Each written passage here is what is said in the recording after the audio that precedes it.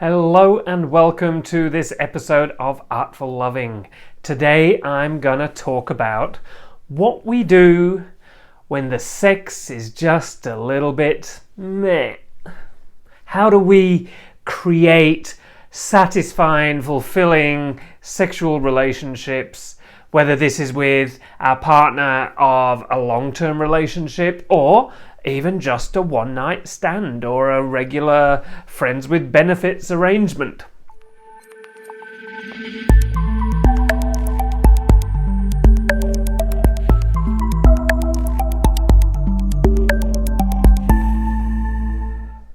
Hi, I'm Nick Tovey, relationships and intimacy counselor, educator, and author of the book The Revolutionary Man, which you can get on Amazon. If you're new to the channel, please go ahead, click the subscribe button and the notification bell so you'll get reminded when new videos come your way.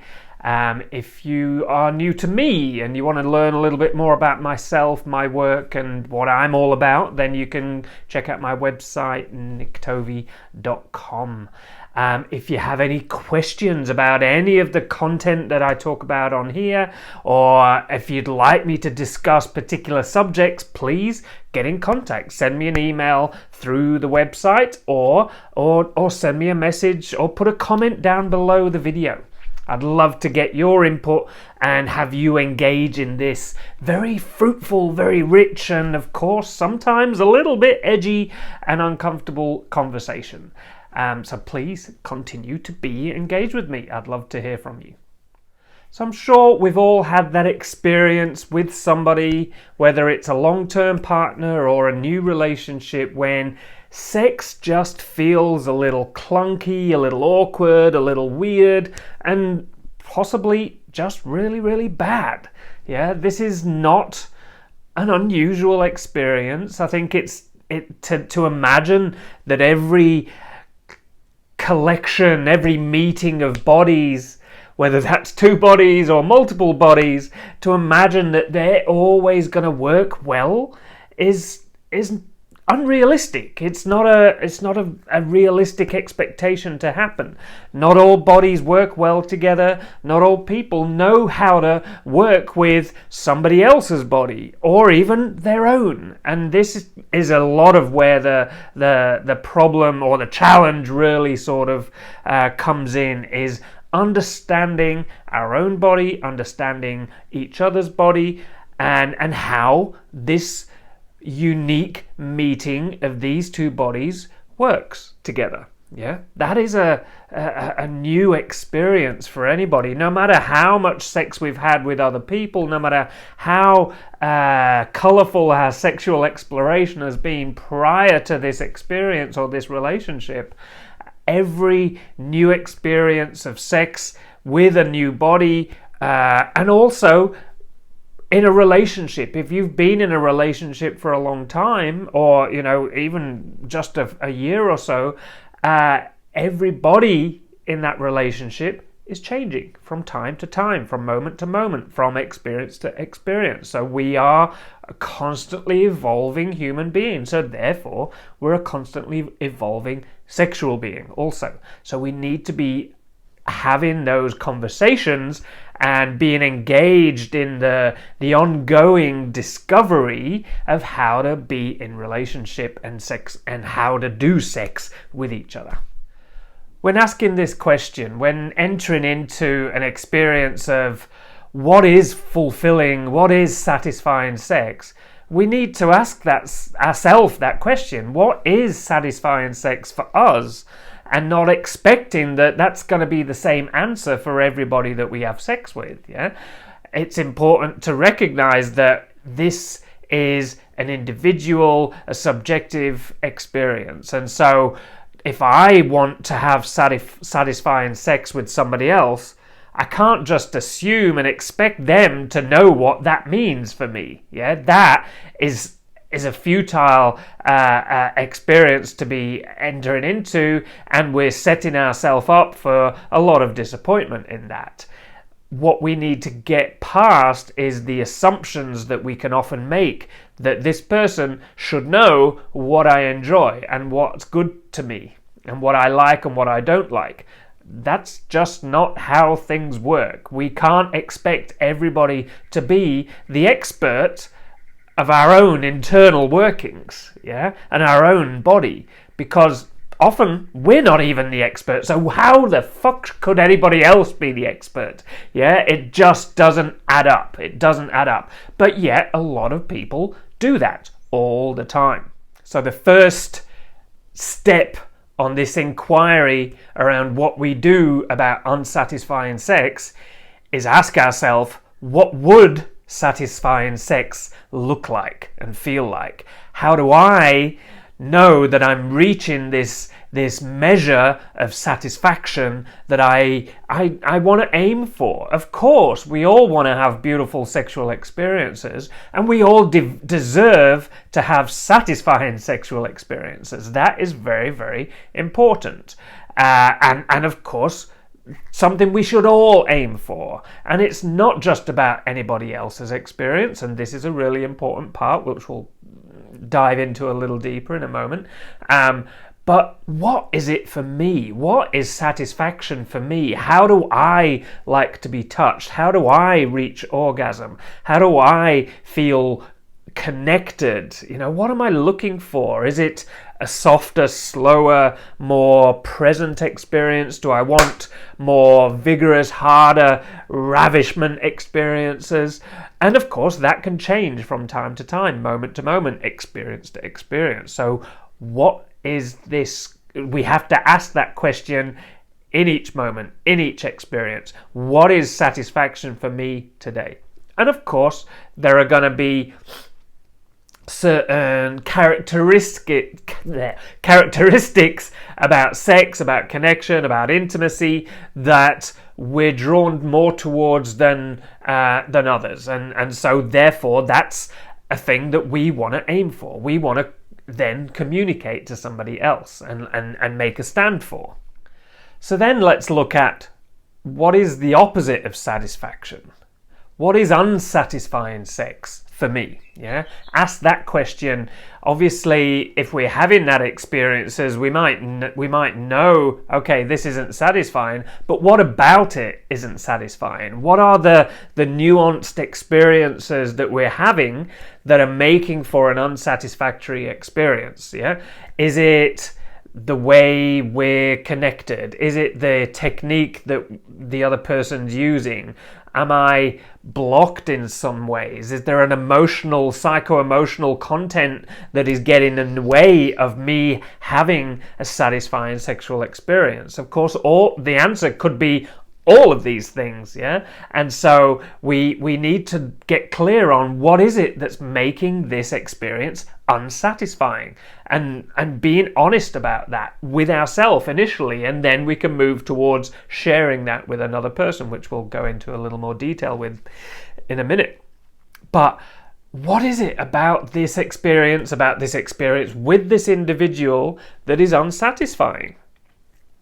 Is it a technique experience? Is it is it all about presence and connection? In order for us to feel truly satisfied, we need to feel connected with that person. If we're not getting that level of connection, we're not feeling open, we're not feeling safe with that person, and therefore, of course, our experience is going to be less than satisfying. We're going to not be able to reach the level of arousal and openness and mind-blowing orgasmic experiences if we're unable to truly feel connected to that person. If that's really important to me, that is something I need to make a stand for. So how do I then do that? So how do we get from a place of unsatisfaction, dissatisfying experiences to satisfying experiences? Like I said, we need to know what's unsatisfying and what would satisfying look like, and then we need to communicate. This is, I can't stress this enough. Communication is key here. We need to be able to let each other know when something isn't good for us, when it isn't working for us, most importantly, if we're having a sexual experience that is unsatisfying, that doesn't feel good, we should not be enduring that. We should not be tolerating that in any way. That is not a good thing to be doing to ourselves. It's definitely not a good thing to be doing to the other person either, because how can I educate this person about how to work with my body if I don't talk to them about it, if I don't let them know, if I just assume and expect them to work it out for themselves? I'm setting myself up for disappointment and more dissatisfaction, which is going to lead to more and more disconnection, and then we've got a breakdown of relationship. It's a very simple equation that we need to constantly have in check in order to have satisfaction. Yeah, it's very, very simple. Not always easy, but it's simple. So how do we communicate? I've got another episode on talking about sex. I think check that one out. I'll put the link in that one below. But it's so important to be able to have communication, open dialogue about sexual experiences, what works for us, what doesn't work for us, what are we wanting to open up to experiencing, what are the edges that we want to play with, what are the experiences that we want to have. We want to make sex feel exciting. We want to discover new places, new experiences. One of the killers of passion in a sexual relationship is mundanity. It's the same old routine. It's the the same old cues, the same routine. He does this, she does that, then we move to this, then we move to that, he comes, she comes, blah, blah, blah, blah, blah. Whatever it is for you. If we're running that formula, it's going to become very boring very quickly and less than satisfying.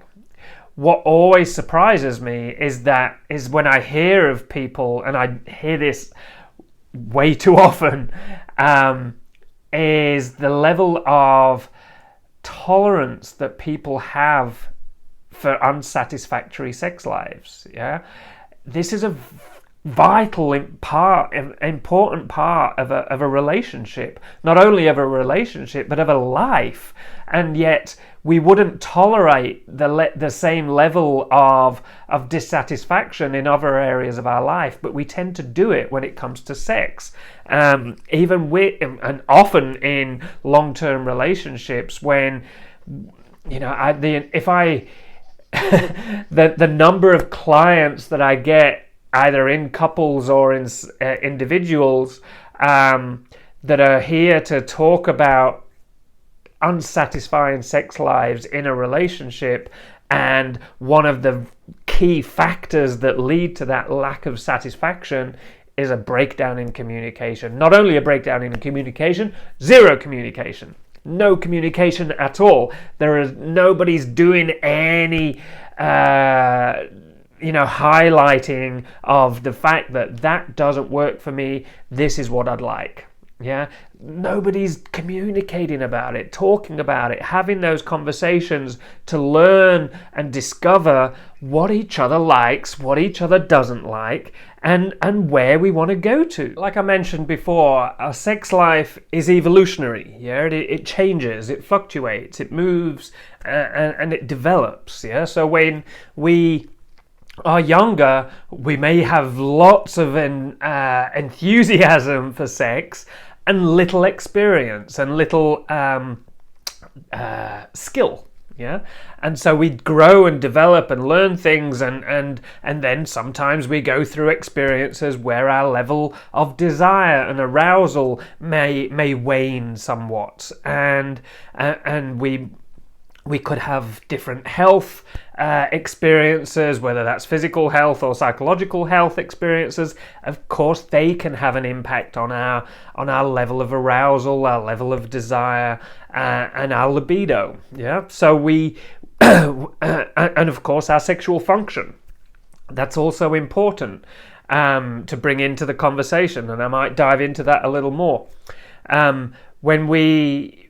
as we travel through that journey of life and we do develop and we go into these different cycles, we need to be adjusting our approach and letting our partners know what we need in those times.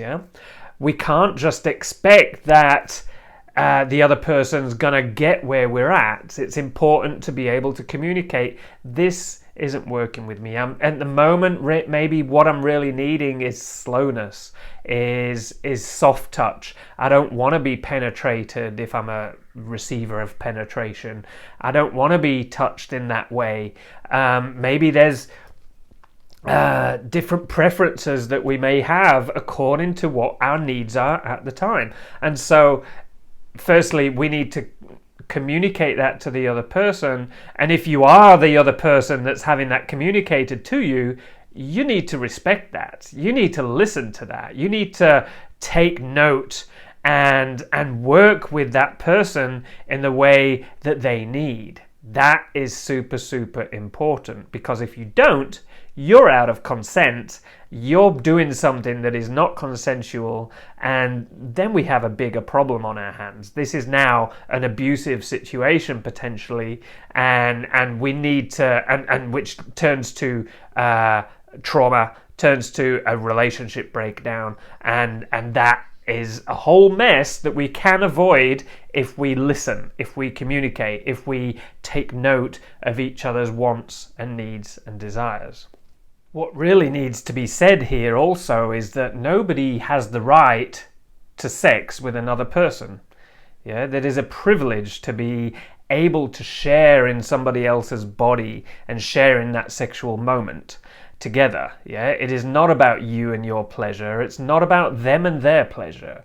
It's about a shared connection, a shared experience, and therefore nobody should be in that experience under duress, under pressure, under a sense of obligation. There is no, the old idea of wifely duties. Any of that shit is so. Not only yesterday, it's last century, it's archaic and patriarchal, and just let's get rid of it. Let's let go of it. Nobody should be enduring anything that they're not okay with. And I'm being a little gender biased there, but I want to flip that over a little bit and see where there are also inequalities in the other direction. I think this is important to mention also. Just because there is this this image that a man should always be up for sex, that he's always ready for it, he's always horny, and that's not always the case. Men go through their fluctuating needs, and they go through their experiences where their body may work slightly differently in the way that it used to, and so there may be ways in which sex needs to be adjusted to suit their needs and desires and wants. And that's a very difficult thing for a lot of men to communicate, because there's a lot of shame attached to it. There's a lot of disappointment about not being as sexually vibrant as we once were, and so it's important that we have some sensitivity around that and some understanding and some compassion for where he's at in his sexual evolution. So regardless of his age, regardless of where he's at, this is a thing that can happen to men of all different ages. As it is for women, there's definitely changes, hormonal changes that happen in a woman's journey as her body evolves from maiden to mother to crone, when she moves beyond mothering capabilities and goes in through menopause or the perimenopause area. So there's a lot of fluctuations, a lot of changes that happen in a person's body, and so we need to respond to that. We need to be sensitive to that. And of course that can bring all sorts of psycho-emotional challenges for us. We can feel disappointment, we can feel shame, we can feel all sorts of awkwardness and challenge and grief over the loss of the way in which our body used to be. Yeah, and that is not always an easy thing to navigate and to traverse. So it's important that we have sensitivity for each other and care for each other and for ourselves, most importantly. So it may be that through time, through different, as our body does evolve over time and goes through these different phases that it goes through, satisfaction, what satisfaction means to us, is going to adjust, is going to change, we're going to have to do things slightly differently because maybe we just physically can't do them in the way that we used to. And so we need to maybe adjust, rather than throwing sex out of the window and altogether and saying, no, we're just going to hang up our genitals and we're done with that part of our life. Fuck that. We have the ability to be sexually active and fully vibrant sexual beings until the day we die. And why the hell wouldn't we? But we may need to change, we may need to adjust, we may need to do things differently. So that's important that we communicate that. Yeah, we communicate it, we experiment a little bit, we explore how different things are going to feel for us and work with it in the way that, so we learn new ways of feeling aroused, new ways of feeling pleasure, new ways of feeling satisfied in our sex life. And sometimes we just have to face the fact that we are sexually incompatible. Sometimes that happens. And there we have a question that we need to really, really explore as a couple, as an individual. Is this relationship something that I want to invest in if I don't have this other part of my life, my being, my humanness, addressed? Can I be in a relationship that is sexually unsatisfying and maybe I can get my sexual needs met in other ways, with other people? That's definitely a possibility that is open to us. Can we enter into that exploration, that discussion, and to see whether, how about we open the relationship so one of us or both of us can get our sexual needs met outside of the committed relationship that we have together? Yeah, it's definitely an option available to us. What I don't think is a good way of going about it is just relying on porn as a way to get our sexual needs met. That's not satisfying. It actually depletes our energy and our life force much more than it adds to us. And so it's not a panacea to the problem. It's not a solution here. So let's find, sometimes the solution may need us to lean into uncomfortable conversations and areas of a relationship that we haven't been before. But the important thing is that we try. Yeah, that we move towards that, we have the conversation, we explore it, and sometimes we may just have to part ways. It may be that this relationship, it may work in so many different ways, but if it's just not working, our bodies just don't meet very well together, and if that is really, really important to us, we may need to part ways. We may need to accept the fact that this is never going to be happy, but I want this part of my life to be serviced in a way that is satisfying, that is fulfilling, and I get fed and fueled by the beautiful experience of sex. Yeah, we all deserve that, and if that is important to us, then we need to make a stand for it. We need to say, fuck yes, I'm going to get that, no matter how hard it is to get it. It's not always an easy call to make, but sometimes a very necessary one.